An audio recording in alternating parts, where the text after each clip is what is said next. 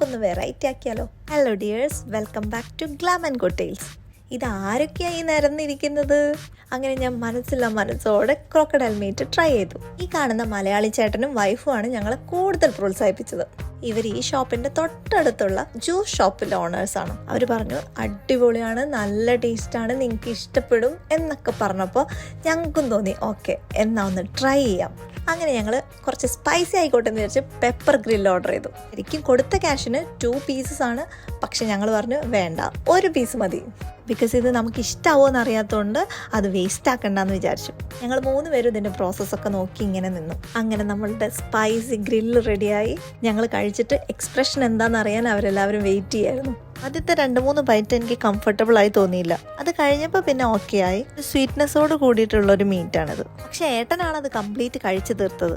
കണ്ടില്ലേ എത്ര എൻജോയ് ചെയ്തിട്ടാണ് ആൾ കഴിക്കുന്നതെന്ന്. പിന്നെ ഞങ്ങൾ അവിടെ നിന്ന് ഒരു ബബിൾ ടീയും കുടിച്ച് പതുക്കെ കാഴ്ചകളൊക്കെ കണ്ടങ്ങനെ റൂമിലോട്ട് പോയി. അപ്പോൾ ഇനി നെക്സ്റ്റ് വീഡിയോയിൽ കാണാം. ബൈ.